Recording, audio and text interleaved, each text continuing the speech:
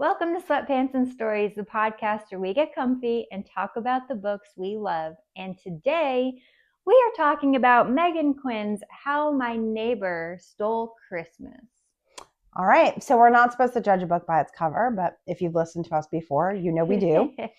So let's start with a blurb on the back and see if it captures what the book was about. So as his fellow citizens decorate their quaint town, brimming with carols and glad tidings, Cole wants nothing more than to hibernate the winter away. I feel that. Yeah. But his jury plans are thwarted when his Christmas nemesis, Story Taylor, moves in next door to care for her Aunt Cindy.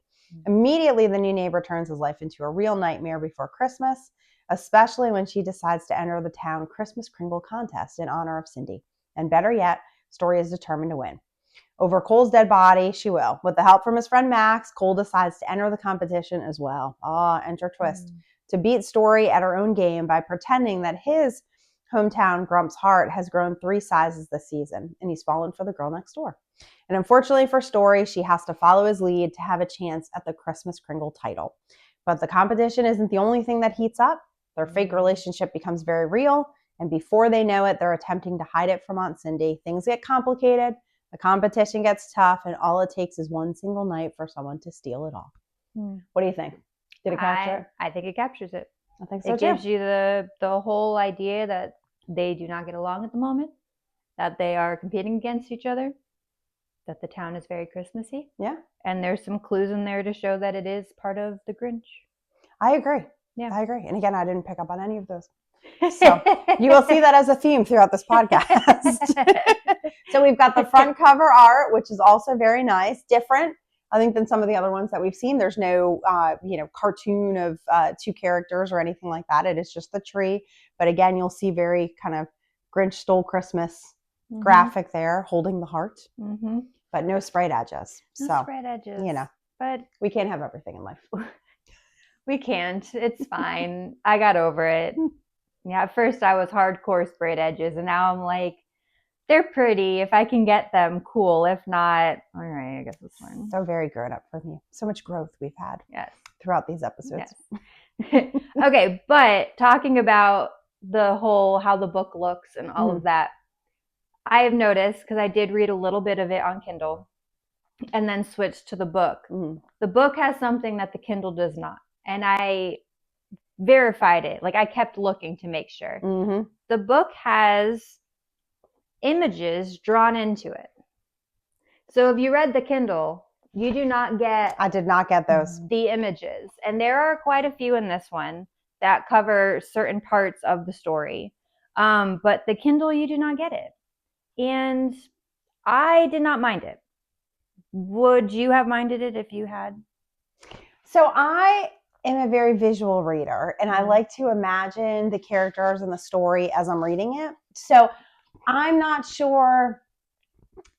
Let me say it this way. I didn't miss anything reading it on the Kindle without the pictures, because sometimes if there are pictures, to me, it kind of derails me, because then it's not exactly what I've imagined in my mind. Yeah. And so I lose a little bit of my ability to imagine what I think the characters are. So just my problem. Like, I didn't miss anything. I think it's cool that they were in there, but I thought I was perfectly fine on the Kindle, just sort of seeing it in my own mind. Yeah, I think that's fair.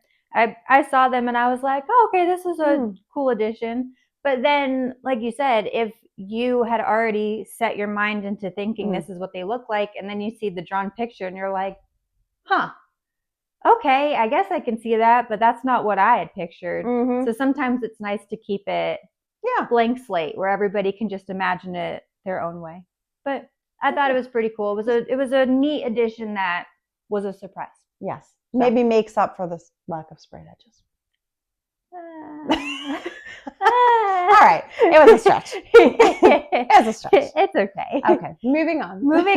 All right. So now we have come to our favorite part of the podcast, where we get to ask the burning questions and get our hottest takes, which we call the chemistry check.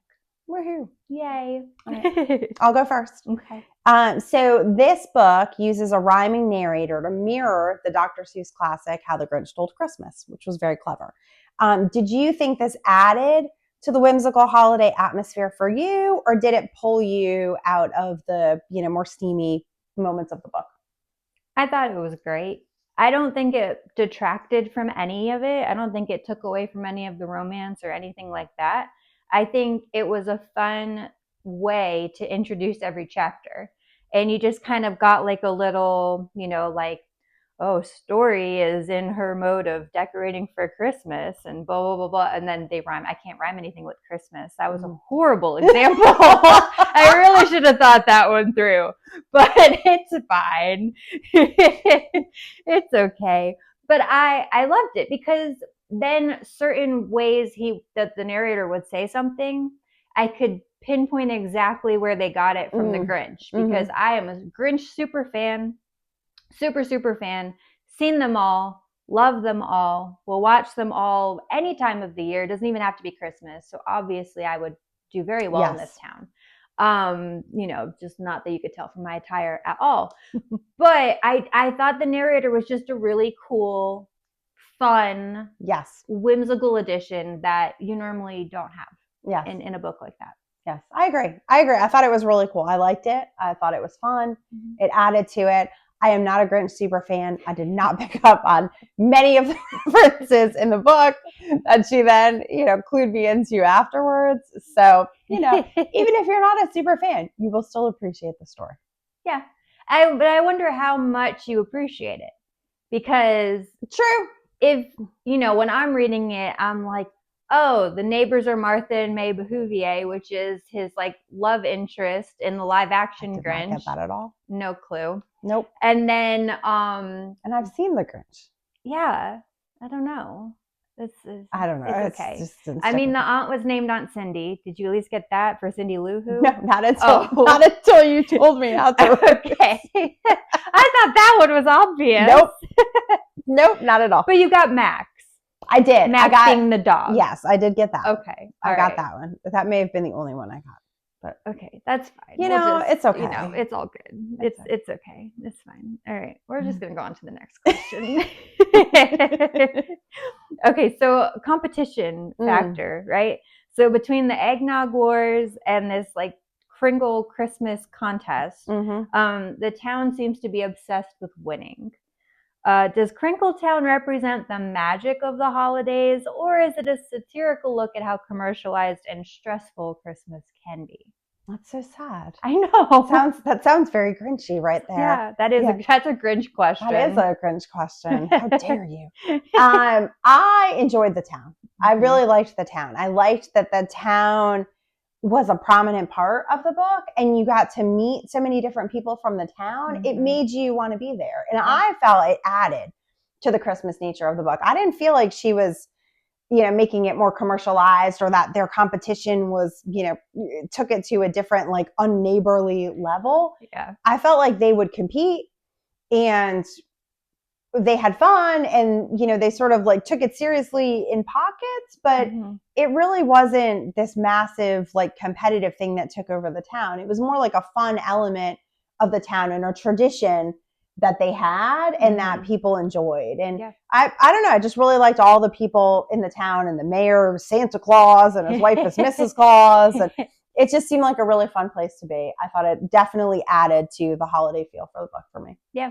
I didn't get anything stressful from the book. Like nothing really was like, oh my goodness, how are they now? They have to make candy canes, and now they have to go into another town and learn how to make candy canes. And it didn't seem like it was a hassle. It just seemed like, okay, well, this is the next contest. Like, bring it on. Like, it just seemed, and it was so funny how they were like, this is a tradition. And then they're like, it's only been a tradition for like 5 years. Right. Like, it hasn't been that long. They they created it within the last 10 years. And I thought that was hilarious. But I loved it because I thought that fit with what they're doing with the town. Absolutely. I thought agreed. Agreed. All right. Next question. So this is around the fake dating trope that centers, has an integral part in this book, right? Meghan Quinn's known for taking tropes and sort of turning them up a notch. Why did you think Cole and Story were so quick to agree to fake date, even though they were competing against each other? So I don't necessarily think they agreed to fake dating. I think they fell into it because they were trying to almost sabotage each other for the contest because they got competitive. And so Cole was like, well, I'm going to make the town believe that I like her, but she won't date me. And then she called his bluff and was like, well, let's go out on a date. And then that's how it happened. I mean, I still think they hated each other for like 60% of the book, probably longer. There was a really good like rivalry going on, and I don't think there was even a remote little aspect of them liking each other at all. So it was interesting, and they just, they got stuck. They had to go out on this date, and then they're like, well, I guess we got to go out on a second date, and then they went out on the second date, but they still, there might have been like, oh, maybe, but then it was nothing because then they went back into the contest. That's true. Yeah, it's true. I felt like she almost wove a couple different things together, right? They were childhood friends and they were enemies. Then they became friends again to, something more, right? And then you have the fake dating element. And so it was neat, but I thought she let you explore it, right? Whereas other books we've read, it was so quick. It moved so quickly. This one, we kind of got to sit in that part of their relationship and then move on from there, which was cool. Yeah. I think the only issue I had is because she did such a good job at making them rivals that I didn't like Story. I didn't like her for the first like 65% of the book, which is a long time to not like the main female character. Yes. But I mean, she just made you like Cole that much more. She did. And Cole's reason for not liking Story, because she had said 10 years ago, I hate this town. Well, why should someone who hates the town win the legendary Christmas Kringle contest, right? If you hate the town so much, you really shouldn't hold that title. So I understood that. And then it was just, I don't know. That was a little, she wrote so well. She did that rivalry really well, where it was hard to not pick a side. Yes, she did. Yeah. She did. And she made Cole a really great character. Like I felt for him and his backstory and all the things that he went through. And so I could see that. Yeah. I could see that. So, oh well. Anyway. So there are a lot of side characters in this book. So let's talk about them. So we have Aunt Cindy Lou Who. Yes, I didn't get that. We have Max, like the best friend, who's the dog archetype. They're essential to the plot. So which do you think was almost responsible for kind of helping get Cole and Story back together? Because as you know, there has to be happily ever after. Right. And there also has to be a breakup somewhere. Yes. True. So things have to go right, and then all of a sudden they go wrong, but then they got to get right again. So how did we get them right? Very true. I think from a side character perspective, I feel like they all played a role. Like I'm not sure I could pinpoint one of them that was more important than others. Yeah. I could say I could pinpoint who was least important, which was her sister. We didn't like the sister. Not a fan. She was not a very likable character. I'm sure that was intentional, but she was very frustrating. And she just didn't get redeemed. No, it really didn't. It kind of came around slightly at the end, but you still didn't really feel for her. Yeah. So they made you hate her so much that like even that was like it was hard. It was hard to come back around to her. Yeah, yeah. But I liked Max as the friend. He was a funny sidekick. I thought Aunt Cindy was really funny. Aunt Cindy was really funny because she had her own little angle for getting the girls into town, right? And then her interactions with the town were hilarious. But at the end, I really felt like the whole town rallied around Cole and Story to kind of bring them back together. And so I think they were all really important side characters. Yeah. So. There are a couple side characters that I favor. That's right. Indeed. We have some special guests today. Not special sure if you've noticed house for the pod. Yes, we have Miss Samantha and Miss Felicity. Yeah, so they have made a little appearance today. Let's say hi to Samantha. Hello. Very creepy. It feels a little odd. Yes. I can't grab her. So I happened to have a few of them. She has very nice hair though. Isn't it nice? Like look at Samantha's curls. They're very I don't know why Story had such an issue with Samantha. I know she called her very really very not like nice Samantha. names. Yes. And I see nothing wrong with her. Yes. I think she's very lovely. Yes, Aunt Cindy had the love for these, and it was a funny part. When I read that part of the book, I did text her, and I was like, "Oh, you're gonna like this." That they have these folks. So. Well, she said, "I refuse to sleep in that bedroom," and I'm like, "What's in there that could be so bad?" And I'm thinking like clowns, like that could be bad. like I wouldn't want something clowns. Really bad. Pictures of water towers. Well, sorry, that's a personal preference. But then she goes, there are all these dolls staring at her. And I'm like, oh, are they like those creepy porcelain dolls? Because I was going to say, there are creepy dolls. Because there are creepy ones. I'm not going to lie. Like, there are some. Yes. And I used to collect them. I was going to say, I had the porcelain dolls growing up. Christmas tree shop. Every year we would get them at the Christmas tree shop. There we go. Full circle. But then she said American Girl dolls. I did not get these when I was younger. Just saying. These are hers. That's okay. It's okay. We'll move past that. Because you know what happened? She got a sweatshirt for Christmas. That's his favorite daughter. So no matter what I got earlier in life, doesn't matter. So I did not get that sweatshirt from my mother, by the way. No, I gave it to her. Since she is one of the 17 subscribers, we do not want to anger her and lose our precious subscribers. So these were side characters that were quite hilarious, and they made an appearance toward the end because she did find Felicity to gift her for Christmas. So there you go. Fun times. There you go. We won't call our girl Samantha any negative names on this podcast. We are happy no negativity. For her. She is a strong female character. We support that. We do. Support all the American girls. Oh my goodness. All right. Is that it for our questions? I believe so, yeah. All right. So I think we're going on to the sweatpants scale. Awesome. Yay. Which I think is your favorite part of the podcast. All 17 of you. We'll see what happens. But let's see. How did we rate it on our sweatpants scale? Could be anything at this point. Could be. All right. So do we give it the stiff jeans rating, which is a 1? Do we give it an unzipped fly, which is the 2? Do we give it the loose fitting jean, which is a 3, right in the middle? Elastic waist sweatpants, which is the 4. Always my favorite. Those are really nice. Yeah. All year round you can wear them. Fabulous. Yeah. Go with everything. Or are they the cozy fleece lined sweatpants, which is the perfect 5? Fantastic. Always a good thing. Only certain times of the year. Yes. You cannot wear them in summer, especially in the south. So, all right. Am I going? I don't know. I'll go first. Okay. Why not? All right. We'll do that. All right, cool. Let's do it. Fine. Whatever. Have to go first. I'm competitive. All right. So I went back and forth with this book. When I was reading it, I was like, this is probably a 3. Like, I don't know. It's like, okay. I didn't like story, which is really tough when you're not a big fan of one of the main characters. Yes, 100%. So that was a little touch and go for me. But I loved the Grinch aesthetic.